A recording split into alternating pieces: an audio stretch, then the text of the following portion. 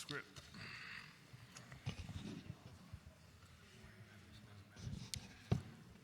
Morning. We're going to get started. We have a timing issue. We want to make sure we get the department out. This is the public hearing of the Committee of the Whole regarding Bill number 190152, 190153, 190154, and Resolution number 190164. Mr. Stipp, please read the titles of the bills and resolution. Bill number 190152, an ordinance to adopt a capital program for the 6 fiscal years 2020 through 2025 inclusive. Bill number 190153, an ordinance to adopt a fiscal 2020 capital budget. Bill number 190154, an ordinance adopting the operating budget for fiscal year 2020.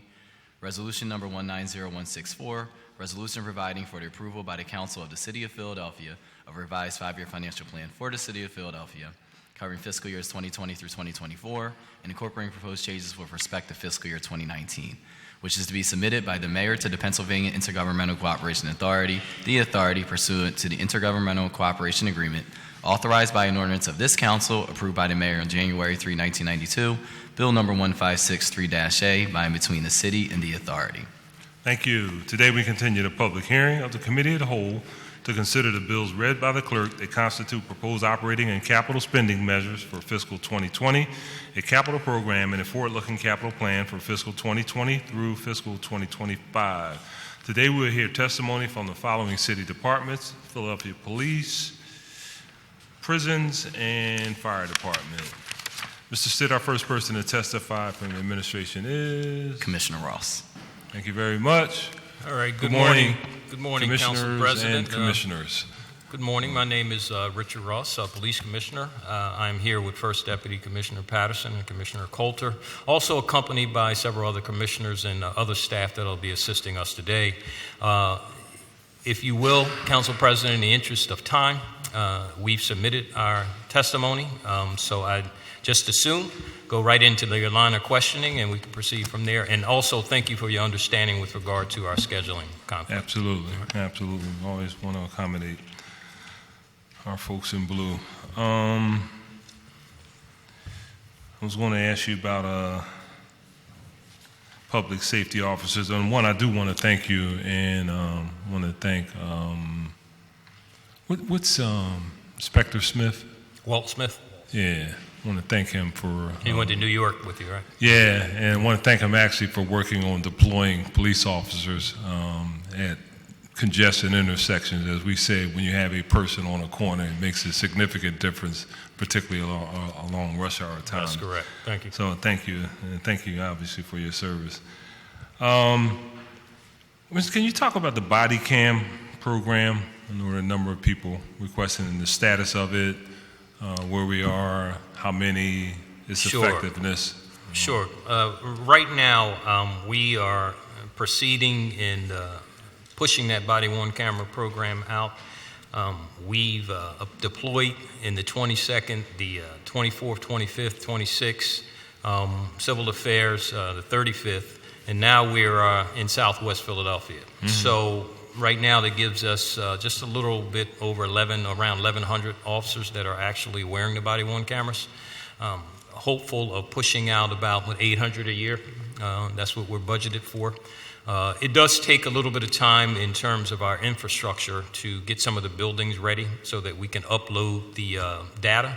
So it's not just as simple as walking into a division and deciding where we'll go. You may recall last year we were going to go to another division and we had to redirect because of a problem with the building and infrastructure. But the program thus far is going pretty well. I know many of the young police officers, and I think even some older ones, have really taken to it. There's some preliminary indications that it's actually helpful in driving down some police complaints. Obviously, we believe that modifies both officer behavior and in some instances civilian behavior. And so we have every intention of pushing this forward. It's something the mayor wanted. It's something that we believe in. Obviously, it's something the industry is doing. So we're optimistic about where we're going with it. Okay. I know there's a lot of issues. I know that the Police Advisory Commission and Hans had given us an earlier preview. Is that all worked out between you all and Hans Minos and the Police Advisory Council as it relates to body cams? Yeah, I think so. So we communicate with Hans frequently, and so what'll happen generally is they'll produce a report on an issue. This was one of them, and we will then send back a report either agreeing with or modifying something, sometimes changing and acknowledging some of the recommendations that the review board has made. There has been an additional step that has been added that we think is helpful, where in between that, Hans will offer to come over with his staff to just kind of see where we are, to let us know what the report is about. Hasn't been done on every issue, but it's been done on a couple, and we find it to be helpful. I mean, the relationship has been beneficial, we think. Like anything else, we don't always agree, but we respectfully disagree sometimes, and that's what the dialogue is about. Thank you. Thank you. Okay, let me jump right into it. Violence. I was actually participating with you and the mayor and a number of other council members on the violent crime reduction strategy. We had the big press conference. Numbers were up. Obviously concerning to all of us in the city of Philadelphia. Then I understand that there's actually a continued spike. That's so correct. As I'm out in the street and you got the top 3 questions, violent crime is always in the top 3, if not number 1, depending on what part of the city that you're in. Right. I happen to represent the 22nd Police District, so needless to say, it's usually number 1 in that district. So Right. What? And I know there's no magic solution at the end of the day, but what are we going to do about this? I mean, we gotta do something. Council President, I mean, obviously it's a question that's very legitimate. We expect it's an intractable issue that we have dealt with essentially in the city for a lot of years. It has ebbed and it's flowed, and it's very concerning to us over the last couple of years. First and foremost, let me start with the fact that it is my humble opinion that as a city, that if we don't do something with this poverty rate, that we're going to continue to be on this ever-ending cycle where it'll go up, it'll go down, but when this transcends any particular administration. This is not about the Kennedy administration, another administration, and going back, this has been an issue that we've dealt with, poorest big city in the country, the top 10, and with that comes a whole host of issues with the concentrated poverty, as you know, from your district and many others, that leaves many hopeless and feeling like that they can't get out, and that some of the young men out there resort to behavior that, we would hope that they wouldn't otherwise engage in. That notwithstanding, one of the things that we're seeing in the last couple of years is this uptick, not only in the opioid crisis, but we're having a significant problem with marijuana-related shootings, where we know that some of these shootings are directly correlated to the sale of marijuana throughout different parts of the city. I'm not going to get into, the merits of whether marijuana should or shouldn't be this. I think there are, my professional opinion, there's some people who think that legalization will kind of eradicate that issue. It won't. If you are a person involved in drug sales, you're not automatically going to stop selling marijuana simply because someone legalized it. And so I think we still have to recognize the perils of marijuana, but drugs as a whole, it was responsible for a large part of our uptick last year, and we're seeing that trend. It doesn't seem to be ending. If you look at certain parts of the city, you don't have to go far to look for people who are buying different kinds of drugs, particularly opioids. If you look at those numbers, I think it was down slightly last year for opioid overdoses, 1,100 and something, right? 1,200 the year before. By contrast, New York, with a similar problem, I think had 1,800. New York is significantly bigger than Philadelphia. And so with that issue of the market being so large, people are going to resort to selling it. Then somebody's going to try to take it from them. And so we get on this endless cycle, and this is why we have to be careful as a city about our policies about drugs as well. We're not interested in the police department in mass incarceration and unduly putting people in jail for, minuscule drug charges. That's not what we're about, and I think our record is dictating that. However, What we do have to do is we have to make sure, and this applies to everybody who has a stake in the city, that our ideology matches up with reality.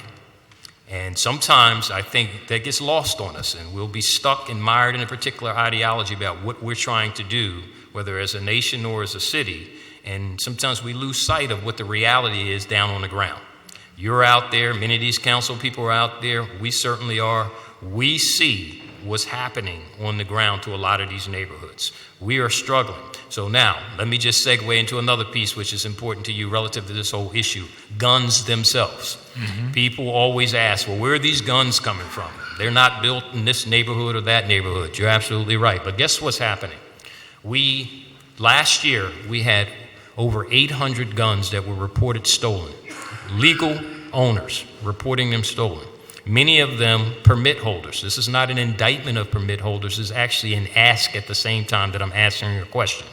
And that is, we have to safeguard these weapons. If you have 200 and something guns that were stolen from vehicles, 300 and something that were stolen out of thefts, and another roughly close to 200 that are stolen, from burglaries, there is your market each and every year. We're upwards of 250 already this year. Guns that are getting on the street, that are not helping our issue. And all that issue intersecting with poverty, hopelessness, and a whole host of other things, i.e. illegal drug sales, it's a dangerous mix, and it's one that we've got to get ourselves out of. Okay. So it's a cross-section of issues, and I concur, being a person that is out there on the street and recognizing realities. I do think there's a couple of other issues. These flashpoint shootings, anger, No question about it. Those are staples. You're absolutely right. Where, we get one last night where a young teenager gets shot. He had nothing to do with it, but guys arguing over a car, the sale of a car. So your flashpoint, you're absolutely right. And that's always going to represent more of our shootings, retaliatory shootings, unfortunately, where people struggle with impulse control. They struggle with understanding the consequences of what they're doing when they're pulling those triggers. Right now, I use 2015 as a benchmark of where we are with our gun arrests. We have almost double the number of gun arrests than we had in 2015 at this time. Now, some things have changed along the way, and I'm going to leave that to some other folks to figure out what they could be. But I will tell you that it is a serious crisis that we're in May now, and we already have over 500 gun arrests. Right. I'm not talking about arrests that accompany some other charge, just gun arrests. That is astounding. Right. And what it suggests to you is a lot of people are carrying guns, and they think they can do so with impunity for whatever reason, okay? It does not suggest that your police department is not out there policing these neighborhoods, and a lot of it's frustrating because these guys are carrying these guns. They don't understand what they're doing. They don't even some of these guys who don't have serious records, what they're doing is they're putting themselves in harm's way. Now they feel empowered to carry this gun, but they're not removing themselves from situations where they would otherwise turn and go the other way.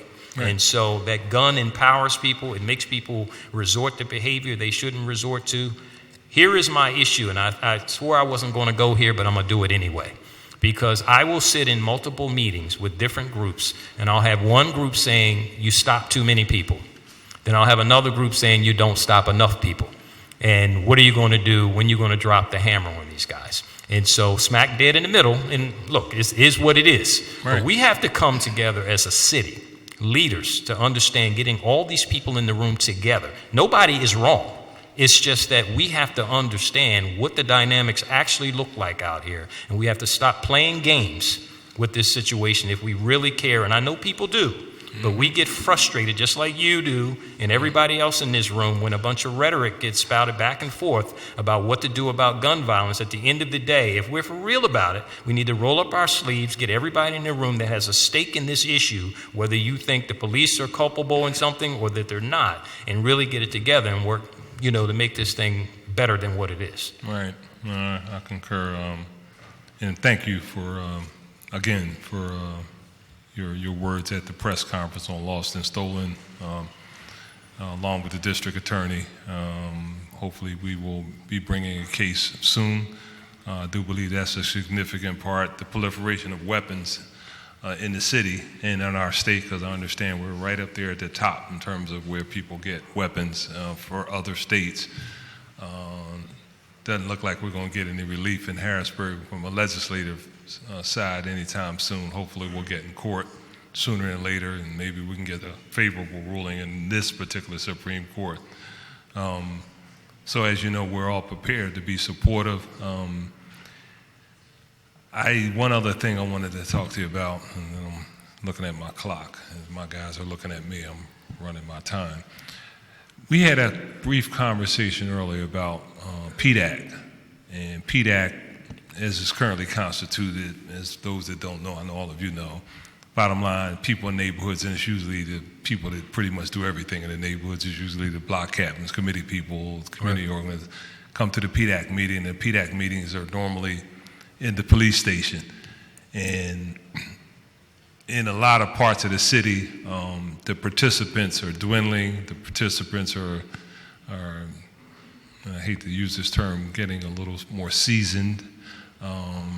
We don't see a lot of young people coming to the PDAC, which is really who we would need to have as a part of that conversation between police and the constituents.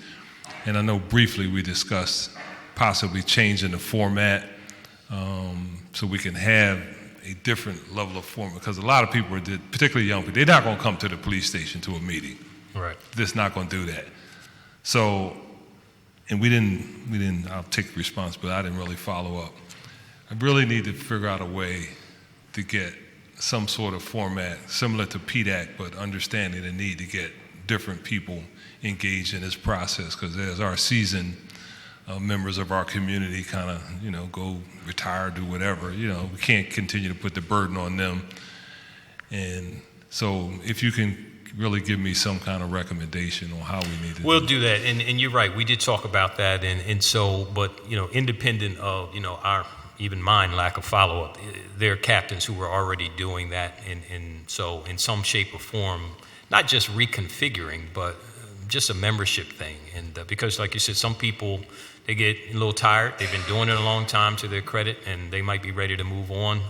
But I would submit to you that not only are you right about that, but we've got to find a way to engage younger people, younger adults in venues even beyond that. I mean, it's the constant struggle. You've been to thousands of community meetings in your career, and it's typically people our age, and sometimes it looks like church is, older women or mostly women and, middle-aged and so forth. And so trying to engage those groups, even those groups who have issues with police, right, to be able to air those views, to be able to provide their perspective in a way that, we can have a dialogue and exchange those ideas and concerns, because that's what opens it up and makes people understand the varying perspectives, as opposed to, that's the police over there, those are the young people, we're not going to mix and mingle. That's not the way you get stuff done, because those are the folks, in many instances, that you're most likely to encounter, and they're not folks doing things wrong, but these are intersections that we got to avoid, misunderstandings and issues like that. So we're still open to that, but please know that there are individual captains who are already looking at their respective PDACs. Okay. Yeah, I want to, got to figure something out, got to think outside of the box, and you're always willing to entertain something a little different. Chair recognizes Councilwoman Kiona Sanchez. Thank you. Good morning. Morning. I want to thank you and the entire police department, particularly those folks who, over the course of the last 2 years in East Division, have had the monumental task of really becoming mental health experts, trauma experts, everything experts. And I appreciate the fact that we have a long road, but that there's this willingness to continue to go out there every single day and just try a little harder, try something different. And I didn't think when I got elected to council that I would have to become so intricately involved in public safety the way I have, but I appreciate the fact that there's mutual respect and understanding, and folks are frustrated in East Division, but your officers still get up every day and show up. Captains show up every day. and we work at it. And I particularly appreciate the commissioner. I know you've personally gone out there yourself at different times, because it's undescribable to folks. You know, we talk about it in this room. You know, I spent 8 years trying to convince Commissioner Ramsey about our open-air markets, and he debated me on it.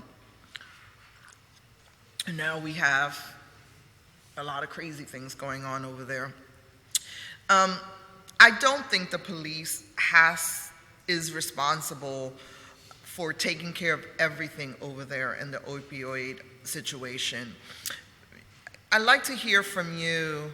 You know, I keep talking about disrupting the behavior, and every time I talk about what we need to do in Kensington, everything goes back to the police department. From your perspective, what are some of the things you see that we're doing are working so that the burden's not only in the police department? And then what would you like us to intensify? So first, let me start by saying thank you for the way you characterized it, because that's essentially, how I was starting out my conversation with the council president about, the intractable issues that we contend with. And we, by no means are we being dismissive of our responsibility on anything. We just don't adopt that mentality.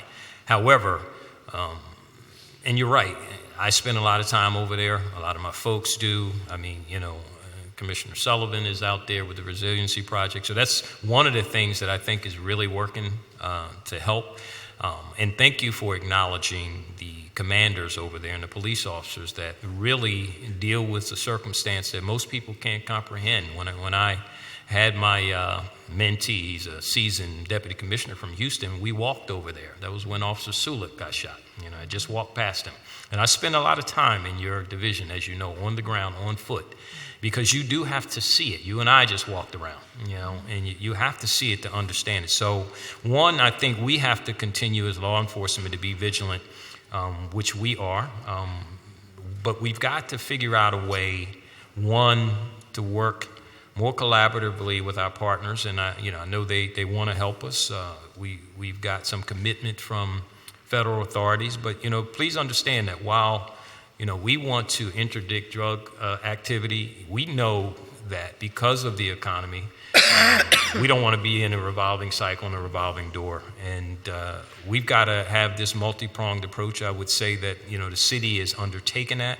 It's just a lot of work to do. So obviously, the first step would be to get these young guys not to be involved in the first place, right? And so to make them feel like they're not as disenfranchised as they might believe, and that there are opportunities. I know they may look around and they may feel like, they don't have a pathway or a gateway to something else, but there really is. And so the first step is to tell them and to get them to know through opportunities that, maybe the city, the government has an obligation to try and attempt. That's number one, because once they're mired in this activity, it is very difficult for us to get them out of it, short of an arrest. And that, in the long term, creates a cycle for us that doesn't end. And I said before, we all know the interconnectivity between drugs and violence, particularly in many of our deeply concentrated, poverty-ridden areas. And so we've got to attack it in a multi-pronged way. We are committed to doing that, but we are, as you kind of alluded to, we are never going to do it by ourselves. I mean, that's not trying to get away from our responsibility, but it is never going to happen. It is a shared responsibility on the part of not only people in government, people in neighborhoods, but also the business community. And so we're developing and hope to develop even more partnerships with them, because this is essentially what cities like New York, LA, and Chicago have been very successful in doing, in establishing those relationships, even if it's just building things that the police department couldn't otherwise, or the city couldn't otherwise afford. Chicago has these shared data centers, which we would a long way away from being able to afford, to the tune of $1.4 million per district. And they have as many police districts as we have. They did not fund it. The city didn't fund it. The business community funded it. Yeah. And so this is what I'm talking about, shared responsibility. whether it be in the form of getting some of these young people jobs, whether it's in the form of mentorship. We've got a host of those programs. I mean, you already know, and many people in this body know that, Southwest Division was instrumental in starting a job program. They now have and that's moved across the city where we've got 60 people employed. I had a guy when I was walking in West Philly pull over. I thought he was just trying to say hello. And he stopped with the biggest smile to say, I want to say thank you.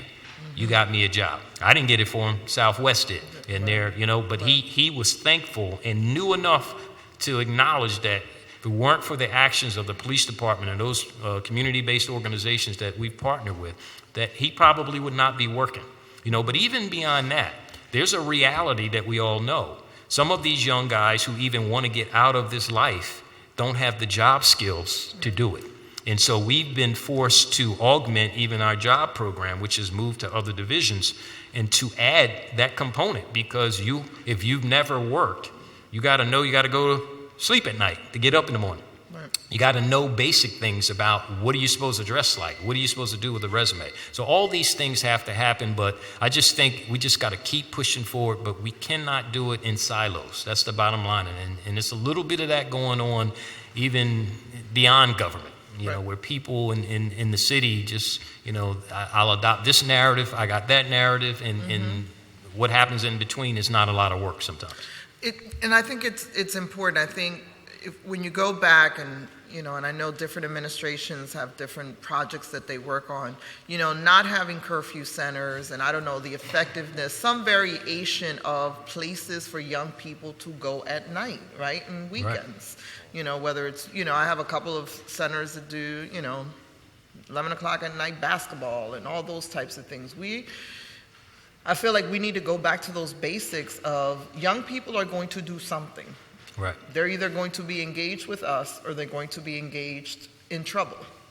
You're right. And Councilwoman, I told a particular media outlet a couple years ago that, we tend to want to start our problems, if you use a proverbial baseball game, on third base and wonder why, we're losing the game. Or if you were a mathematician, which I'm not, trying to solve a math problem in the middle of the problem. You got to start at some of the beginning problems, even the ones that are hard to talk about, the ones that are not politically correct to talk about, and work your way through the whole issue. Otherwise, you're going to be on this proverbial treadmill or wheel for a long, long time. And this city is too important and got too many great people in it for that to happen. Look, if you want to point your ire at me, I'm okay with that. We that's live in a world. That's not going to be the answer, though. No, but that's the world we live in. Where you got to blame somebody, and I'm okay with that. But I'm born and raised in Philadelphia. I'm the only one of the Ross clan that is still here, and so I love this city, and I want to see it even beyond me do better than it's doing. And this is not. Again, this has nothing to do with this administration or the two before that or anything like that. This just has to do with our ability as a city to move forward, to get it. It's a lot of great things that happen here that is evidenced by the fact that you get so many people that visit here, so many large-scale events that want to come here. But we've got to get at the core of what is driving some of these issues, and we've got to roll up our sleeves and not be afraid to deal with the real issues. And right now, quite frankly, there's a little bit of fear, because of some of the narratives that, I'm not saying those narratives are wrong, but we're a little bit afraid to move forward. And I think it's more problematic for us than it is helpful, because it puts us in silos and we retreat to our neutral corners and we don't get things done. Thank you. Thank you, Council President. My time is up. Thank you, Councilwoman. Chair recognizes Councilman O. Thank you very much, Council President. Welcome, sir. Good morning, Commissioner and Deputy Commissioners. So I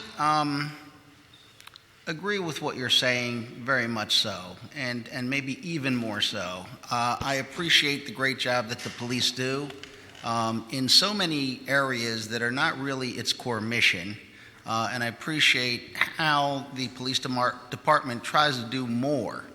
My concern is that the police are being demanded and expected to do what the police are not built to do. It's not really your mission. And the political correctness in policing, the social justice in policing that is today's environment is, I think, very wearing on the police department. I think it runs it thin. I think, the police are dealing with the result of politicians and social engineers and others. But basically, the police should do its core mission of policing. That's kind of what I think. And I think it is very problematic for our city that the leaders of our city, myself as an elected official and others, we cannot agree on what is the policy of this city when it comes to public safety and dealing with crime and lack of jobs and poor education.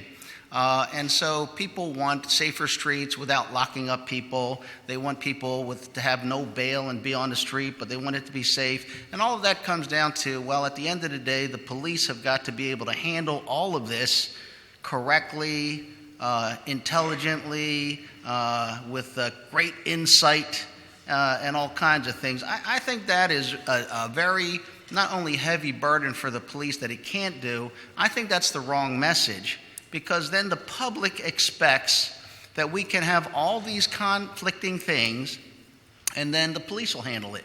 One of the things that concerns me is that the police are very restricted in doing what their job is. And I think there's an environment today where people are afraid. The police are afraid to do their job because there's many ways that you get punished for doing it. And one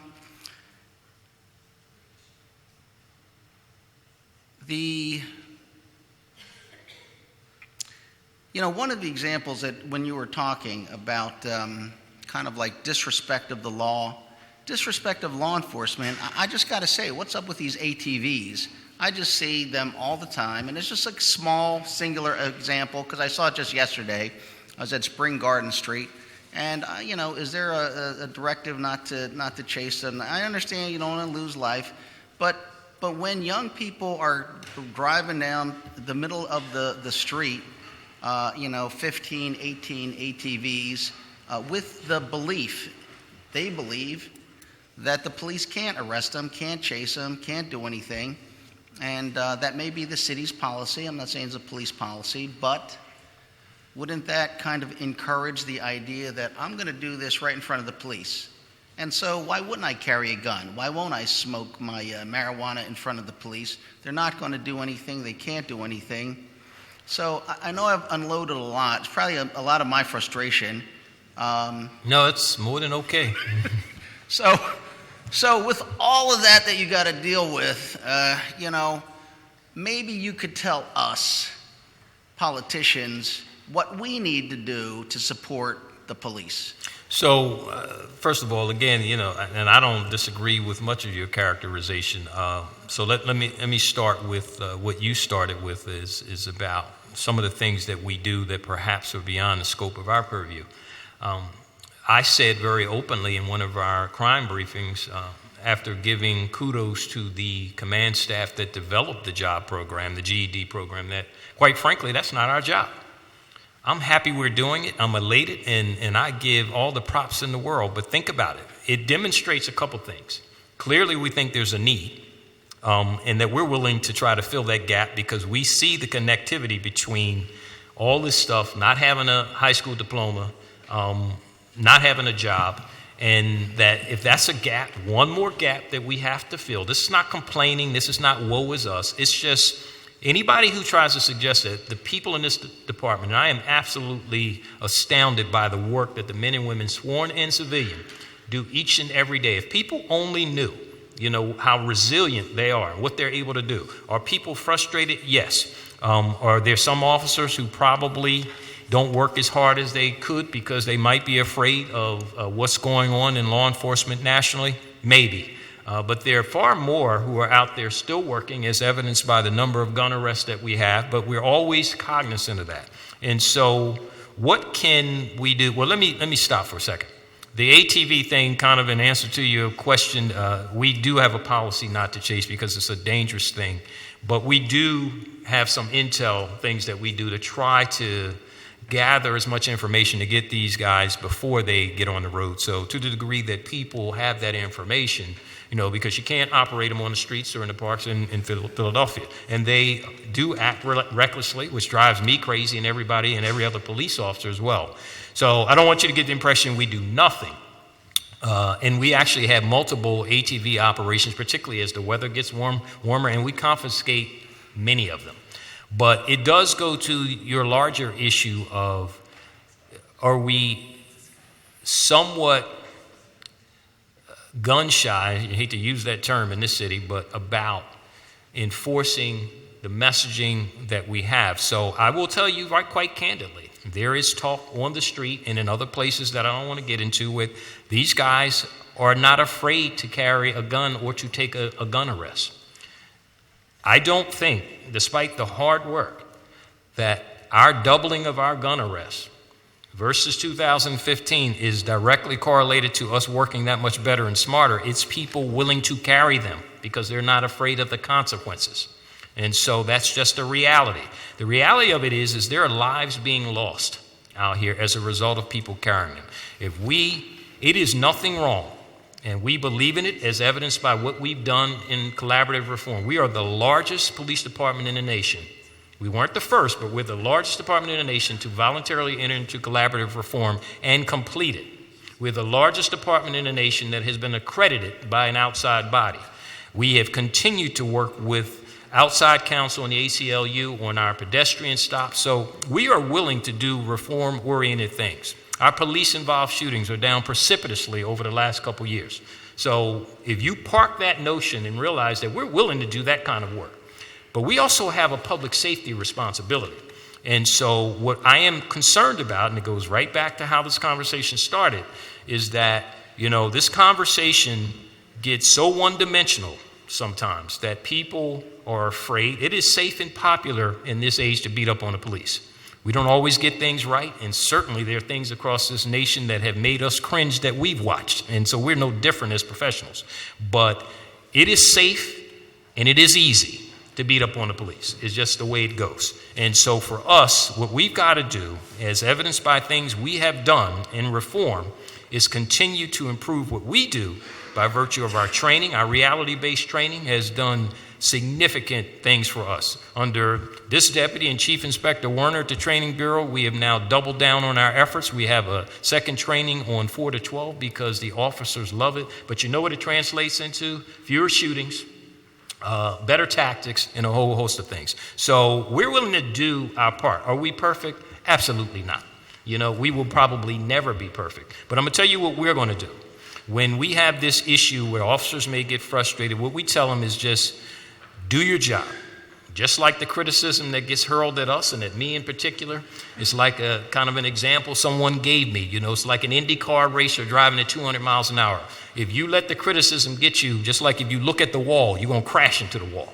All right? So you just got to put your head down and keep doing your job and do what you got to do, irrespective of all the other stuff going on. If people don't understand all the dynamics that are going on in this city because they're either politically afraid or whatever the issue may be, or because of some ideology that exists that doesn't meet with reality, then we're going to be in this whole thing for a long time. And so if it makes you feel better to point your ire at us, then go for it. But at the end of the day, I challenge you to bring in any outside entity and look at anything that we do and think that they can get it done better. That's just the bottom line. Well, thank you very much. And let me just say on my part, and I'm sure for all of council, we appreciate the police, the leadership, everything you all do, and we appreciate that you make that sacrifice every day and you keep doing it. Thank you. Thank you. Thank you, Councilman.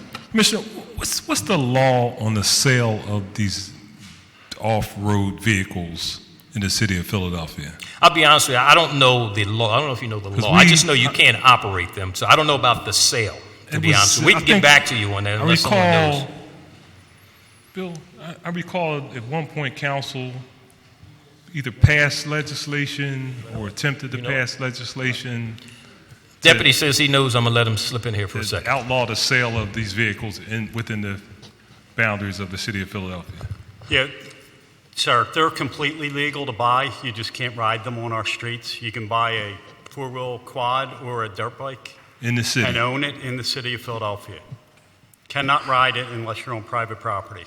Yeah, I remember us passing a law. It might have been one of those laws that people ignored.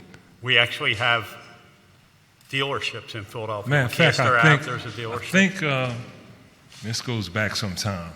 For some reason, I want to say it was Councilman Mariano. So that was a little weird. All right, let me find out, because I do recall us addressing that issue. Thank you. I'm sorry, Dennis Wilson. Okay, thank you. Thank you, Commissioners. For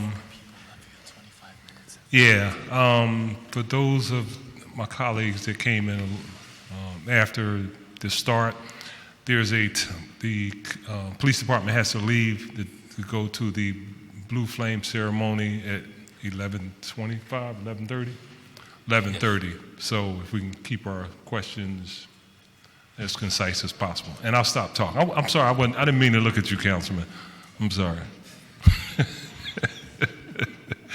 I can't look over here because this big screen is like kind of blocking me. Chair recognizes Councilman Dom. Thank you, Council President. Good morning. Good morning. And Commissioner, thank you to you and your full police department for everything you do. We're very appreciative of it. Thank you so much.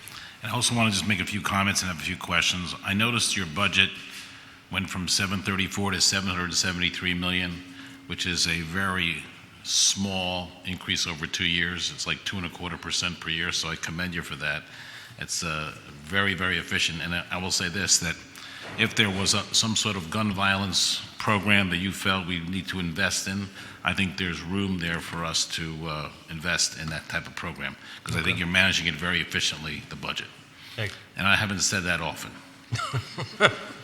On the area of rallies and protests, I remember the first 2 years we had a tremendous amount of protests and rallies and caused a lot of overtime. Right.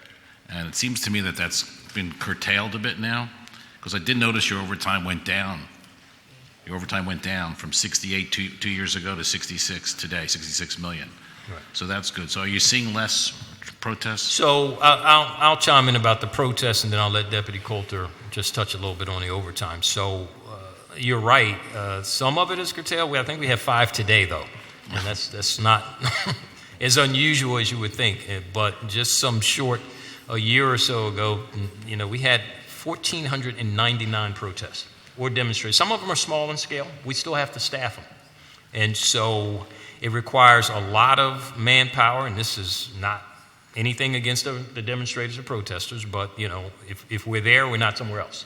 And that's just the way it goes. It's just a reality. But yeah, and it costs money, because what we can't afford to do is leave neighborhoods unmanned, because many of them are down here, probably most of them. But you think about that, 1,498. That's a lot. And so certainly there weren't as many last year, but every day when we start our conference call, Chief Inspector Singleton actually starts out with the number of protests he's handling today. And I think it was either 4 or 5 just for today alone. And so that's where we are relative to protests. I don't know if you want to comment about. Just with regards to the overtime. Tell me who you are first. Deputy Commissioner Christine Coulter. With regards to the overtime, it's not always predictable when we will have the protests and what times they'll come, but we're obviously gearing up with a national election coming up and moving forward. A lot of what was spent 2 years ago was as a result of the last presidential election and candidates and counter-candidates coming in. The close proximity of former Vice President Biden to Philadelphia and already declaring that the state of Pennsylvania is a state that's important. We have to anticipate that there'll obviously be additional protests there, but we do try to make sure that we keep that great balance of watching what we spend, but protecting the neighborhoods that the cops have to come from. I thought the numbers were good. Just I have one last question, and I hear this a lot, especially because we're in, I guess, election season, okay? And the comments is about, you made a comment about this earlier, Commissioner, the stop and frisk. And we're always asked the question, should stop and frisk be stopped, or should it continue? And in your opinion, can you tell me, if we stop and frisk, what do you think the implication would be?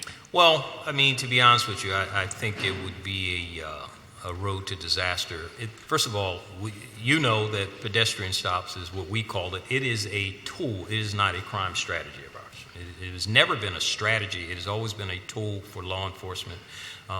Certainly, there was a significant amount of improvement that was needed in our efforts to get them right constitutionally, to make sure that we're fair and just in how we do them and how we treat people. And so those are endeavors that we're working with others on, and we will continue to work on it. However, I think you would have to look far and wide to any department in the nation that would dare say that they would never stop anyone.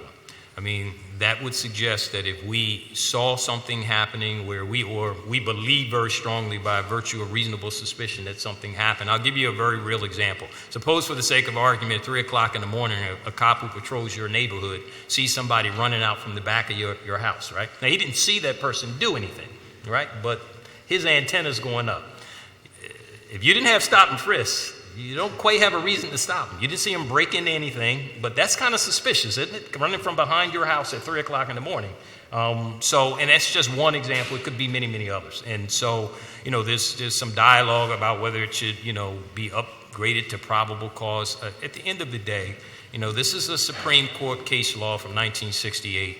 It should not be abused. People should not be unduly stopped, and they should not be mistreated. And these are the things that we have implemented.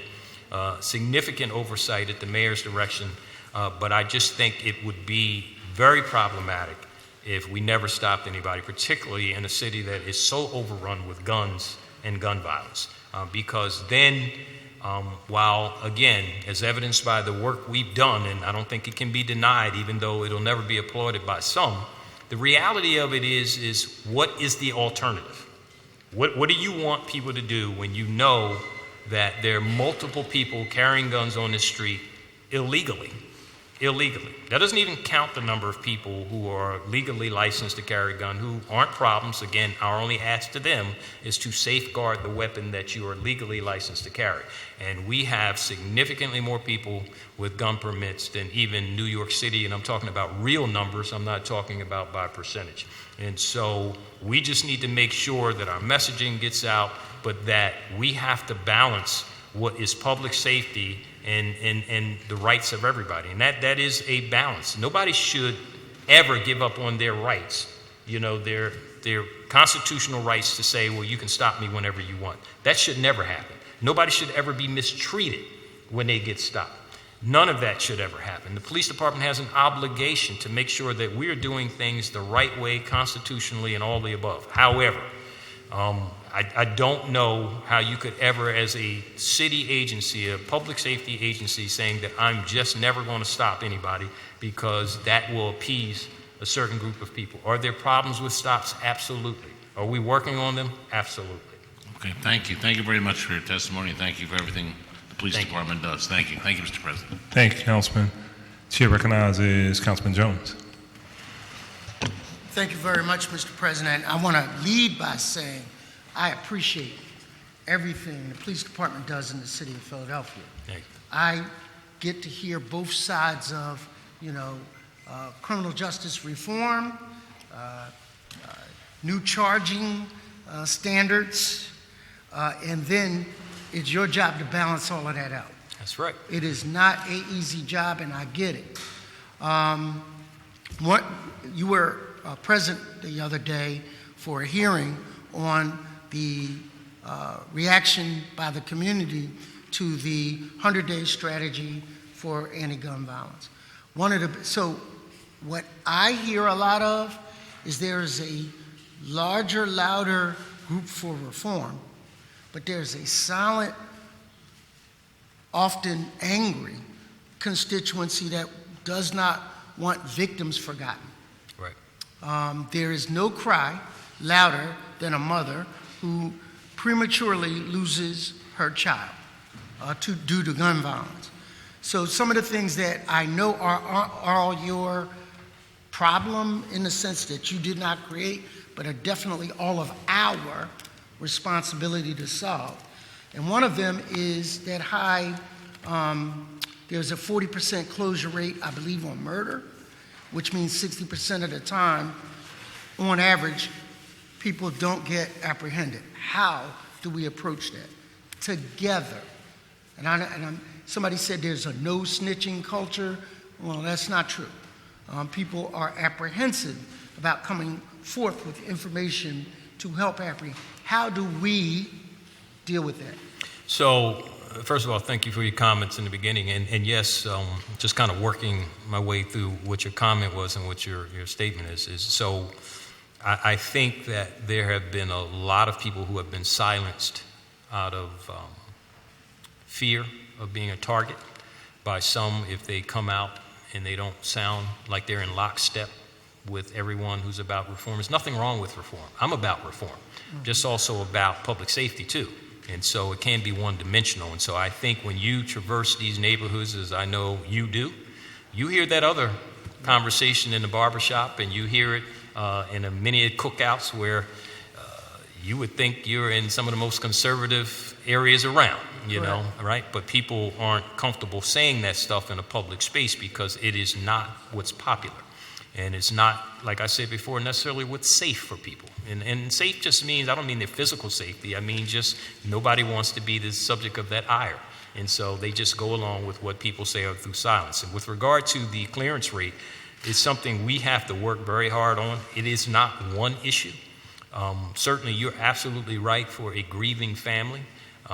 You know, nothing worse than one losing a child and then knowing that, you know, that person responsible is now walking around. In some cases, families feeling like they're doing so with impunity. And even if you don't know who it is, you know somebody's out there, and that has got to be the worst feeling in the world. You look in those faces of those families and even, you know, mothers, fathers, and your heart breaks for them. You know, so we've got to do a better job. First, we always look inward before we look outward. And so before we go to stop and frisk, before we go to snitching and not snitching and this and that, we look to see whether there's anything that we're doing that we can improve upon. So one of the things that we just did, we just called in the Police Executive Research Forum to look at our homicide unit exclusively. And they're the think tank of law enforcement, and they spent several months there. And as a result, they made multiple recommendations about how we can improve that unit, its clearance rate, how they work, even things about overtime. And so they came down and gave us a briefing about what their findings were. And so we're in the process of implementing SOPs, standard operating procedures, that will help us. Look, we've got some dynamic homicide detectives. Some have been there and they don't like change, but I think most understand how you've got to move with the times. That's looking inward.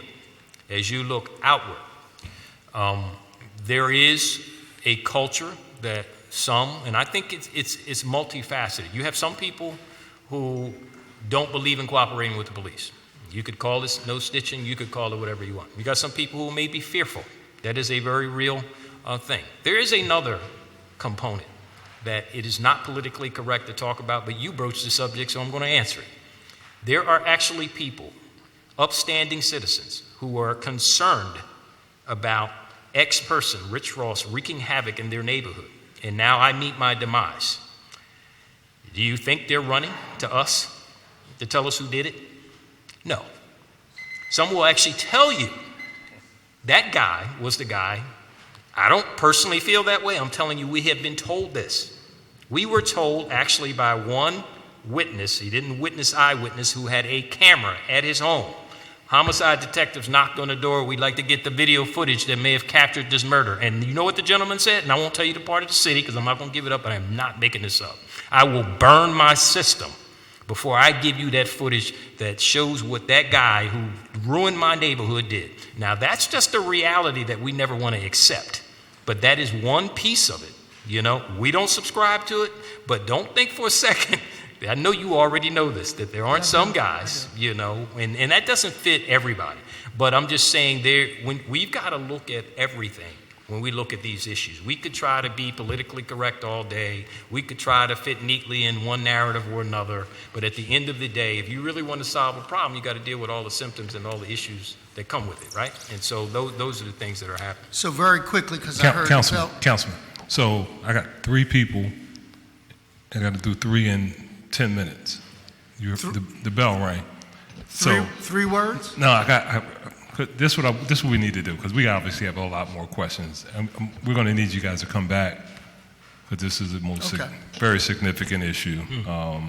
the police department is one of the premier departments in the city, so we're going to arrange to have you come back. I should have 'Cause we started understand- gambling again, because that was my bet, but. Yeah, we'll get you come back. But let me just trying to get a couple real quick. Councilman Heenan. Thank you, Council President. And I'm going to first, make a statement that I thank you for being here, knowing that, we have to, stop the session, and it's a little bit of, I think, annoying and infuriating that, we had to break up a great conversation, but it's for an incredible annual tribute, for all first responders and police officers in the job that they do and the history that it has and signifies for the city of Philadelphia, in which I will be leaving along with you guys to pay tribute for those who sacrifice their lives and serve every day. So I'll be brief, and I'll catch you on the callbacks or email over some questions that I've had. But I first want to say thank you for being a Ross in the city of Philadelphia, the last remaining Ross, and thank you for being straight talk, and thank you for not avoiding, controversial issues and addressing and continuing to try to address some issues that are adapted to 2019 through training. So I want to thank you personally on behalf of the 6th District in the city of Philadelphia, and thank you for your command. I think you have an outstanding command who's been extremely responsive. The captains in my district and the personnel has been nothing but what Philadelphia expects. And so I want to say thank you for that. And I also want to mention that finally, in my district, the 15th, which is the largest and most active police district when it comes to incidents in the city of Philadelphia, needs all of council's support and the continuing police presence when it comes to staffing. So my few questions that I'm going to have, and I'll stop, is we are budgeted for fully staffing the department, I guess, by the end of this calendar year. Where are we at with staffing now? And how are the recruiting efforts going? Good morning. We're going into this morning, we're 25 officers off our targeted goal. So our efforts over the last couple of years have really improved, both in recruitment and some having to do with being more inclusive of other city residents. When we changed our hiring standard to make it open to more people that live here, more people responded. The 2 years leading up to changing our hiring requirements, we would have about 1,000 people apply. On average now, we open it up about every 3 or 4 months, we have on average 4,500 people applying. So we're getting more candidates in the system and obviously hiring them as a result. So going into our new fiscal year, we'll have a class going in the end of June, and we will have erased our deficit, and at that point be hiring for attrition and the authorized 50 additional officers. Well, it's fantastic. And every single time I meet with all the districts and make my rounds and national night out, I mean, the first thing, and I think we've had these frank conversations in the past, more police officers on the street. All right, is a natural deterrent, and then through your innovative programs and technology, you can, I mean, you're much more successful. So I know we're going to do all we can to help provide that for you, so you can continue to stand up and not be afraid to protect us, all right? Because you should not. And for those who are protesting, I believe in the First Amendment right, 1,000%. There's a whole lot of cost to 3 or 4 protesters, that are blocking up traffic, during rush hour for whatever reason. So when, we talk about through the budget process and overtime and everything like that, well,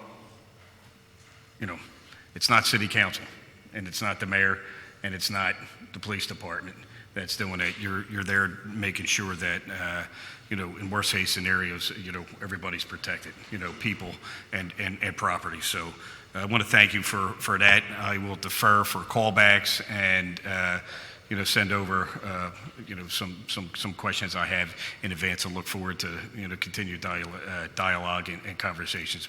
But thank you all for all you do. Thank you. Thank you, Councilman. Chair recognizes Councilwoman Reynolds Brown. Thank you, Mr. President. Good morning, Good Police morning. Department. Let me underscore quickly the appreciation that needs to be said 1,000 times daily for the important work that you all do on I call it 9 days a week, 72 hours a day. That it's amazing. You do amazingly good work. I have 5 minutes, and I want to get all my questions in. April 12th, a little over a year ago, our city was faced with reckoning with the incident that took place at Starbucks. In June 2018, your office issued a new policy for handling trespassing calls, and you indicated that officers are now required to attempt to, quote, de-escalate and mediate the disturbance, and to use discretion with trespassing allegations on private property that's open to the public. And now you have what's called a specialist trained in crisis intervention, or a supervisor that they can call. So simply give us an update on the policy. How many specialists do you have in your organization that are trained in crisis intervention? And how many people have been arrested for trespassing since this new policy went into effect? Do you find it a useful new alternative to handling those type of circumstances? Well, I mean, we have about 3,100 people who have been trained in crisis intervention. And that number grows monthly. We believe that helps us, and not just on this issue, and in fact, to a lesser degree, this issue, but mostly in our dealings with people with who are mental health crisis. As it relates to the policy, we put the policy in place. What is important to underscore is that it doesn't change the fact that we still get hundreds of calls every year. Okay. We're put in a precarious situation to deal with issues, and many times people want it to be done perfectly, and that's sometimes not as easy as everybody thinks after the fact. But nonetheless, having an obligation to see if we could always do things better, and that's not an indictment on anybody that responds to any particular situation unless that indictment is warranted.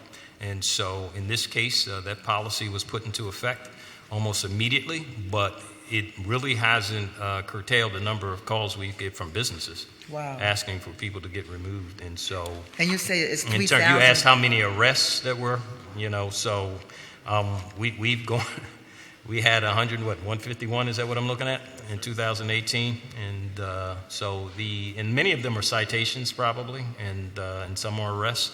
So please understand that this is a multifaceted issue. For sure. Again, we always strive to do things different and better where warranted, right? But, we still get a lot of calls. Okay. And when you said that there are 3,000 specialists trained in crisis intervention, these are police officers who are trained in crisis intervention, These are police officers. correct? Okay. All right, then. The reentry effort. The Office of Reentry Partnerships, is this a new office, or is this a new division of the Office of Reentry? Yeah, we're going to have to get clarity on that because we don't have that in the police department. Maybe they're talking about something else.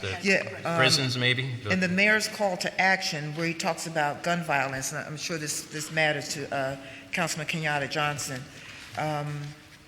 There's some discussion about this Office of Reentry Partnerships. So what? Yeah, we work with all the other agencies, but we don't have an office like that. Okay, all right. The last question speaks to body cameras.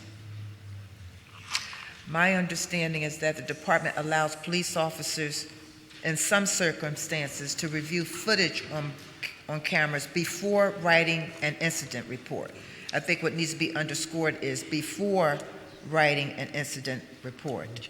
So just speak to that policy, if you will, and share an update on the policy for storing camera footage.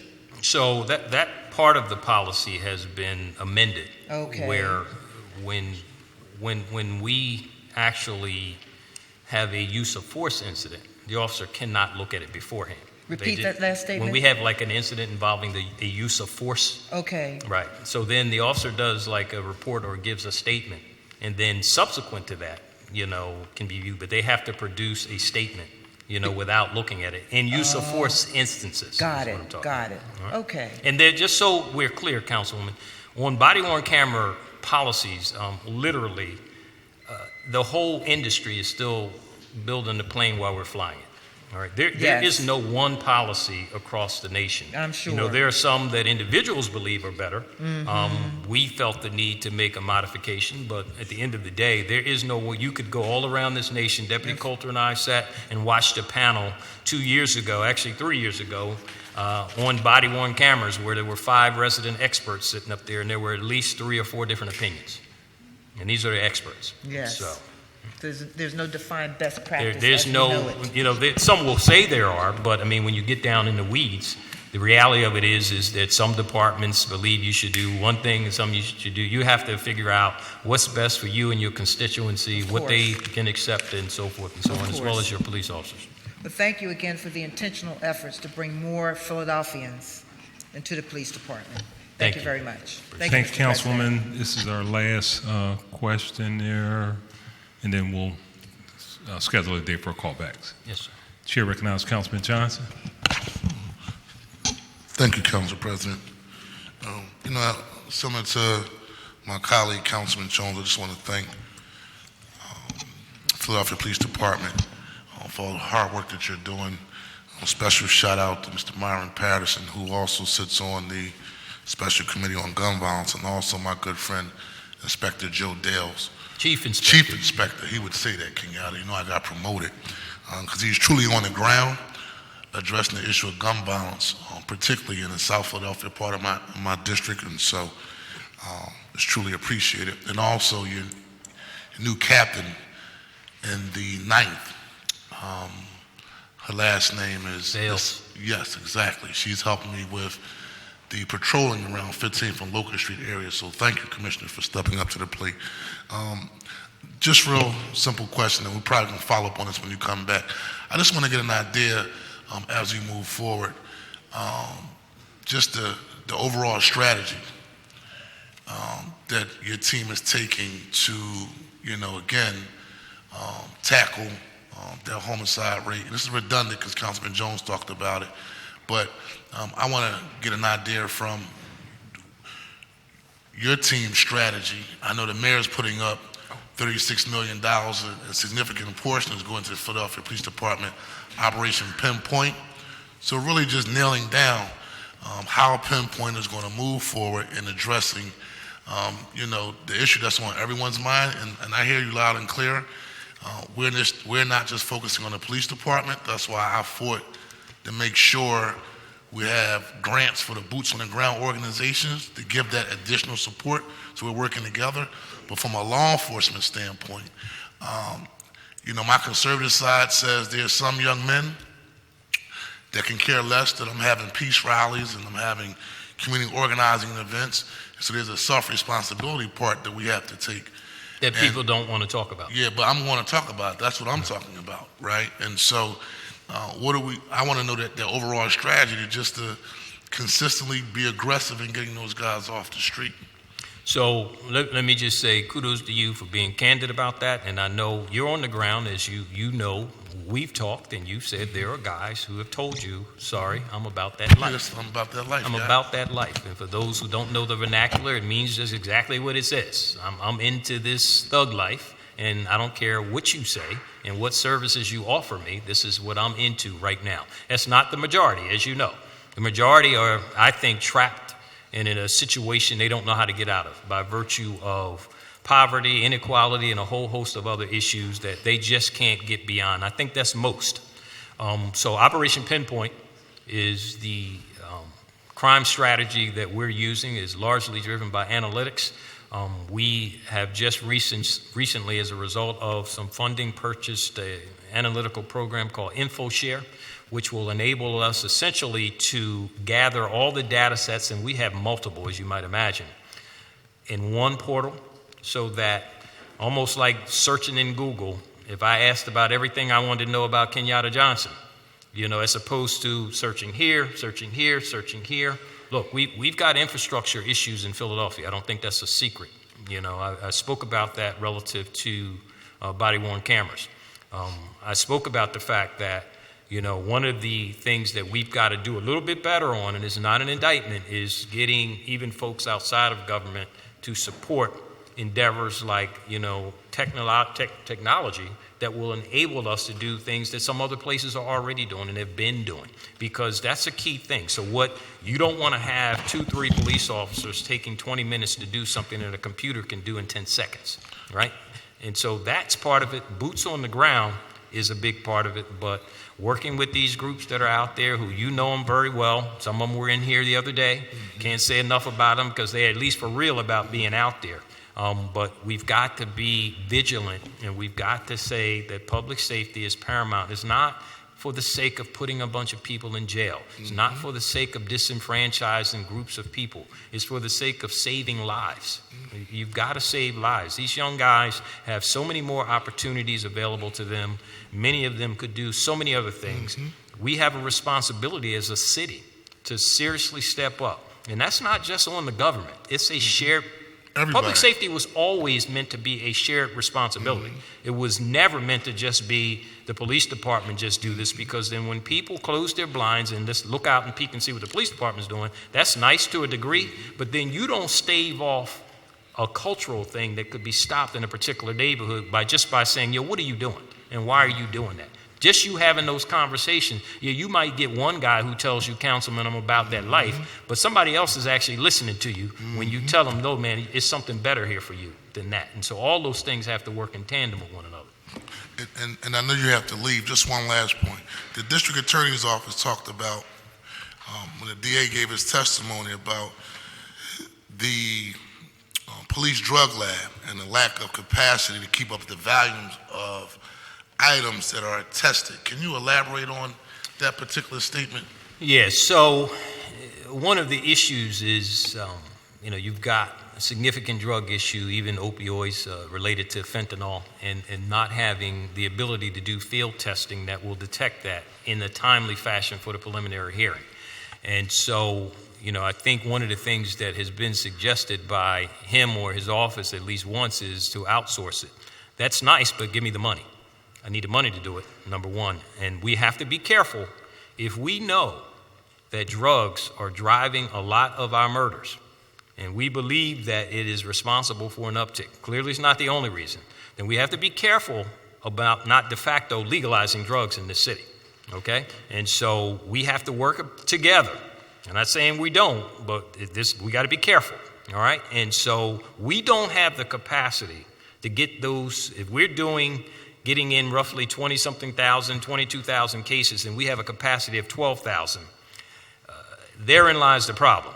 And so we can come up with a lot of different creative things. I mean, I want you to think about something. When I talked about some of the things that we're doing in Pinpoint, this is being built by some of our civilians that are building it on a shoestring budget. When other cities are getting the help of business communities and doing it with millions of dollars. Hello?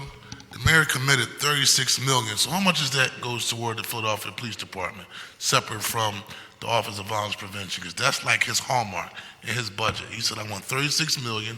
I'm making violence, reducing violence as a strategy, and my number one priority during this administration. So when we start talking about the need for funding, how much is that $36 million in his budget he's requesting is specifically going toward the Philadelphia Police Department? Well, I don't know what the exact figure is relative to that $36 million, but I can say that the commitment was there as evidenced by what Deputy Coulter testified to, that, we had gone from being woefully understaffed a couple years ago, a couple hundred down to, 25 or 50, so it's not an issue of that. And remember, what percentage of our budget goes towards salary and benefits. So, it was 97% or something like that. So don't leave you a lot of room. 97? Yeah, 97%. And that's not uncommon for major police departments. So that's not on the mayor. That's just the way the budget is and the collective bargaining agreement is structured. So there's no lack of commitment in terms of staffing the police department. You have to understand, and you the plural, not you the individual, that what other cities have been very adept at doing is the things that New York City, and I know they're an outlier, and I usually hate the comparison, but New York, LA, and Much Chicago, bigger. even Chicago, you know, all that money they're getting, they're not funding that themselves. They're just not. You know that I was just in Northern Ireland with the commissioner of NYPD. They have officers stationed all overseas because of their terrorist issue. The city does not pay for that. They don't pay for that. So would you support us? There's a proposal on the table right now, sponsored by the council president, that we will use civilians to monitor traffic, right? Because, you know, I live in South Philly, and any given weekend you go to the game, got thousands of cops monitoring people going in and out of the stadium games and all around, protecting the neighbors in the stadium district area and the blocks, to make sure the crowd don't go down their blocks. But we're looking at transitioning and maybe get those officers to kind of take another role, right, and put civilians in the traffic, and have civilians monitor traffic calming measures and directing traffic. What's your perspective on that? Well, I'm on record with Council President testifying in support of that. I mean, that is not a novel concept. Okay. It is something that's been done in New York, Chicago, and D.C., and many other major cities to offset. I mean, I know there are labor issues. That's something that is above my pay grade. But I'm already on record in support of it. Okay, that's all I have. But again, thank you, Yeah, fellas. yes, go. Thank you, commissioners. Thank you all very Thank much. you. We'll See you when we come schedule back. the call back. Yes, thank you. Thank you.